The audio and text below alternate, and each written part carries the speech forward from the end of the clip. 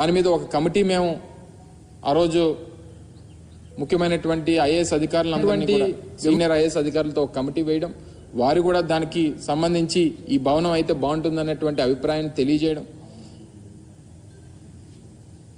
Subsequent గా వచ్చినటువంటి రాజకీయ పరిణామాలు, ఎన్నికల ఫలితాలు, ప్రజలు తీసుకున్నటువంటి నిర్ణయాలు, ఇవన్నీ కూడా చూసిన తర్వాత ఇప్పుడు దాన్ని ఏ రకంగా ఉపయోగించుకోవాలనేటువంటిది ఇప్పుడు ఉన్నటువంటి ప్రభుత్వం ఆలోచన చేయాలి తప్ప ఇంకా తీసుకుని వచ్చి జగన్మోహన్ రెడ్డి గారి మీద, వైఎస్ఆర్ కాంగ్రెస్ పార్టీ మీద బురద జల్లడం అనేటువంటిది ఎంతవరకు సమంజసం అనేటువంటిది వారు ఆలోచన చేయాలి.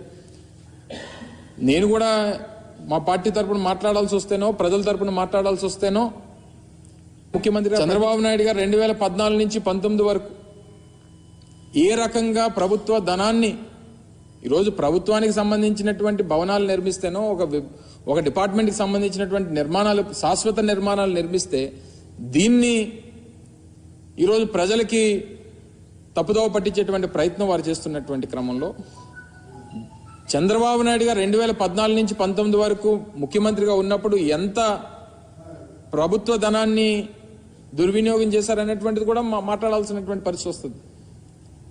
వారు హైదరాబాద్లో జూబ్లీహిల్స్లో వారి సొంత భవనాన్ని నిర్మించుకునేటువంటి క్రమంలో వారి కుటుంబ సభ్యులందరినీ తీసుకొని వెళ్ళి ఒక ప్రైవేట్ హోటల్లో పెట్టి కోట్లాది రూపాయలు ప్రైవేట్ హోటల్కి చెల్లించినటువంటి సందర్భాలు. సరే, ఇవన్నీ ప్రభుత్వంలో ముఖ్యమంత్రులుగా ఉన్నప్పుడు కొన్ని సెక్యూరిటీ రీజన్సో లేకపోతే ఇతర వారికి ఉన్నటువంటి ప్రయారిటీసో, ప్రోటోకాల్స్ ప్రకారం కొన్ని నిర్ణయాలు తీసుకుంటుంటారు. అవన్నీ తవ్వుకుంటే ఇప్పుడు అనేక రకాలైనటువంటి విమర్శలు చేయాల్సినటువంటి పరిస్థితి. ఈ సమయంలో మేము విమర్శలు చేస్తే ఇప్పుడే అధికారంలోకి వచ్చారు కాబట్టి మీరు చూసి తట్టుకోలేకపోతున్నారో లేకపోతే ఇంకోటో అనేటువంటి ఒక దుష్ప్రచారాన్ని మళ్ళీ మా మీద చేసేటువంటి ప్రయత్నం చేస్తారు. నేను వాటి జోలికి వెళ్ళను. ఇప్పుడు ఉన్నటువంటిది ఇప్పటికీ విశాఖపట్నం గవర్నర్ వస్తేనో, రాష్ట్రపతి వస్తేనో తీసుకెళ్లి ఓ ప్రైవేట్ హోటల్లోనో లేకపోతే కేంద్ర ప్రభుత్వానికి సంబంధించినటువంటి గెస్ట్ హౌస్లోనే పెట్టాల్సినటువంటి పరిస్థితి ఇప్పటి వరకు ఉంది. ఇప్పుడు వాడండి, దాన్ని వినియోగించుకోండి.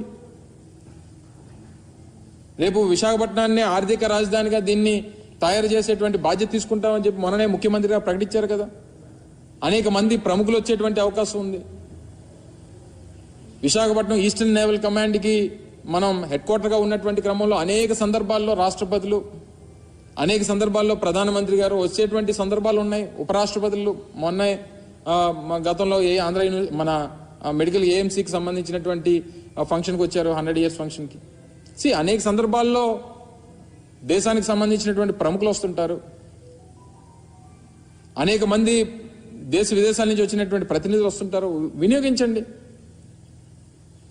జగన్మోహన్ రెడ్డి గారు ఉండరు రేపు నుంచి వచ్చి, లేదా వైఎస్ఆర్ కాంగ్రెస్ పార్టీ నాయకులు ఉండరే అందులో.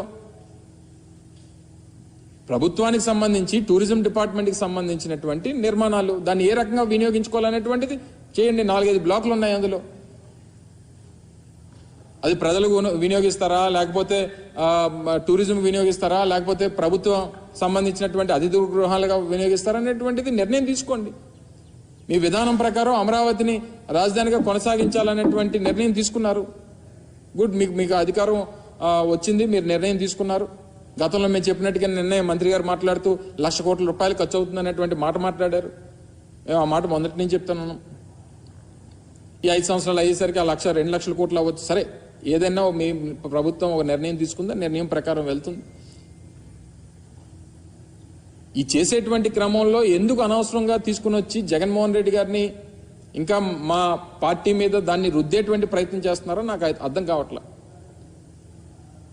దాదాపు గత 5 సంవత్సరాలు 2014 నుంచి 19 మధ్యలో 5-6 వేల కోట్ల రూపాయలు అమరావతి మీద కేవలం తాత్కాలిక భవనాల మీద ఖర్చు పెట్టారు. తాత్కాలిక భవంతులు కట్టి వేల కోట్ల రూపాయలు ఖర్చు పెట్టేటువంటి కార్యక్రమం చేశారు. ఇది శాశ్వత నిర్మాణాలు. అవి ప్రభుత్వానికి సంబంధించింది, ప్రభుత్వం వినియోగించాల్సినటువంటి అవసరం ఉంది. ప్రభుత్వం దానికి సంబంధించినటువంటి నిర్ణయాలు తీసుకోవాల్సినటువంటి అవసరం ఉంది. అవి తీసుకోవడం మానేసి ఊర్లో వెనకాతలు ఉన్న కార్యకర్తలందరినీ కూడా అందులోకి తీసుకుని వెళ్ళిపోయి రేపు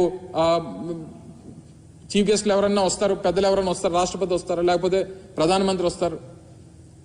మీరు మొత్తం అంతా కూడా కెమెరాలో ప్రతి ఒక్కటి చూపించారు అంతనా.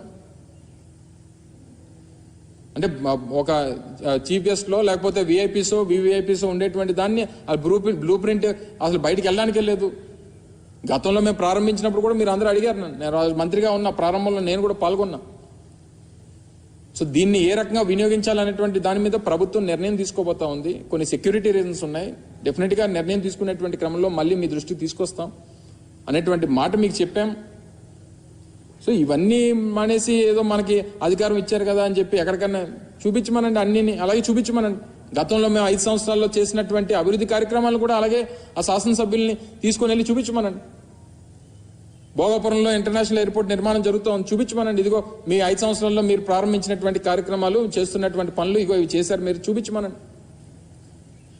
లేకపోతే మెడికల్ కాలేజ్ చూపించమనండి, విజయనగరం మెడికల్ కాలేజ్ చూపించమనండి. లేకపోతే ఉద్యానంలో కట్టినటువంటి హాస్పిటల్ చూపించమనండి, లేకపోతే వాటర్ ప్రాజెక్ట్ చూపించమనండి. లేకపోతే పాడేరులో మన మెడికల్ కాలేజ్ నిర్మాణం, నర్సీపట్నంలో మెడికల్ కాలేజ్ నిర్మాణం, లేకపోతే ఆ సాలూరులో tribal university, Parvathipuram medical college, Kurupam engineering college, ఇవన్నీ చూపించమనండి. నిర్మాణాలు జరుగుతూ ఉన్నాయి, కొన్ని నిర్మాణాలు పూర్తి అయిపోయినాయి. మూలపేటలో హార్బర్, మూలపేటలో మన పోర్ట్ నిర్మాణం జరుగుతామని చూపించమనండి. ఫిషింగ్ హార్బర్లో అనేక పోర్టులు, ఉత్తరాంధ్రకు సంబంధించి ఇన్ని ప్రాజెక్టుల నిర్మాణం చేపడతా ఉన్నాం. ఇన్ని ప్రాజెక్టుల నిర్మాణంకి మేము ముందుకు తీసుకుని వచ్చి ఇన్ని కార్యక్రమాలు చేశాం. ఇవన్నీ మర్చిపోయి అది తీసుకుని వచ్చి ఏదో జగన్మోహన్ రెడ్డి గారు సొంత భవనంలో చూపిస్తారా? ఇప్పటికన్నా మీకు అవకాశం వచ్చింది. ఈ సందర్భంలో అసలు మేము మాట్లాడకూడదు అనుకున్నాం. మీకు 6 నెలల్లో సంవత్సరం సమయం ఇవ్వాలి. అధికారం ప్రజలు ఇచ్చారు, దాన్ని ఏ రకంగా మీరు వినియోగించుకుంటారో. మేము ప్రజలకు చాలా మంచి చేశాం, మాకన్నా మంచి చేస్తారని చెప్పి ఆశించి మీకు ఓట్లేశారు. దాన్ని ఏ రకంగా నిలబెట్టుకోవాలనేటువంటి ప్రయత్నం చేయాలి తప్ప ప్రజలను అనవసరంగా తప్పుదోవ పట్టించి అనవసరంగా ఇంకా మీరు విమర్శలు చేయాలనేటువంటి ప్రయత్నం మానుకుంటే మంచిది. ఇదే గంటా శ్రీనివాసరావు గారు ఆ రోజు మొదట్లో 2019లో విశాఖపట్నం రాజధాని అని చెప్పి ఒక నిర్ణయం మా ప్రభుత్వం చేసినప్పుడు స్వాగతించింది ఆయనే మొదటగా. మరి వారికి గుర్తుందో లేదో నాకు తెలియదు, కానీ నాకైతే బాగా గుర్తుంది. ఇదే గంటా శ్రీనివాసరావు గారు పాపం ఆ రోజు స్వాగతించారు. విశాఖపట్నం రాజధానిని చేయడం అనేటువంటిది మంచి నిర్ణయం, మంచి ఆలోచన ప్రభుత్వం చేసిందని చెప్పి స్వాగతించారు.